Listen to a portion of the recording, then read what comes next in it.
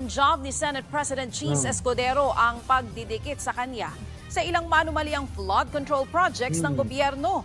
Kasunod po yan ng isang ulat online kung saan isiniwalat na nakakuha ng bilyong pisong halaga ng proyekto ang isa sa mga kaibigan ni Escudero. Live mula po sa Senado, nasa frontline ng balitang yan, si Mean Los Baños. Mean, anong ba ito nga sinasabi ni Senator Cheese na ito nga daw ay paninira lamang sa kanya?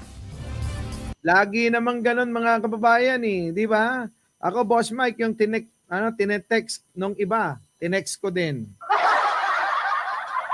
Di ba? Laging ganun mga kababayan. Sino ho ang mga politiko na umaamin na sila'y nagnakaw? Lahat po yan sasabihin nila, ako'y santo. Hindi ko magagawa yung mga bagay na yan sapagkat ako'y naniniwala sa karma. Palagay ko naman ay hindi pa hindi tumatalab sa akin yung karma. Kaya hindi ako yon. Di ba? Si Monito. Na pinabalik-balik ako. Thank you, Monito, Pinabalik-balik mo ko. Doon sa LBC. Di ba mga kababayan ko? Sino ho? Wala hong aamin kahit isa dyan sa mga politiko. Sige nga. May aamin bang may bading dyan sa Sige, sa mga Senado. May aamin ba sa inyo na may bading dyan?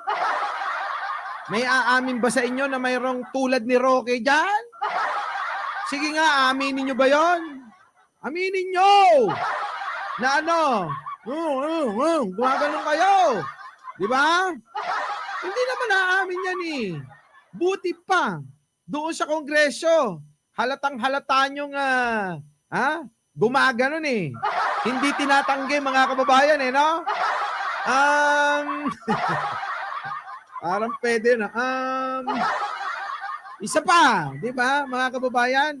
Yung mga taga-Kongreso, napakarami nila ron. Talagang halata. Yung iba nga nagpapalit pa ng nagpapalit pa ng batuta.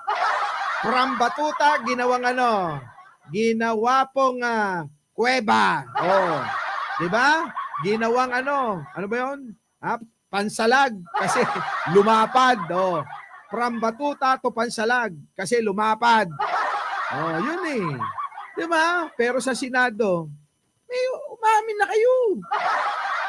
Hindi naman masama yan.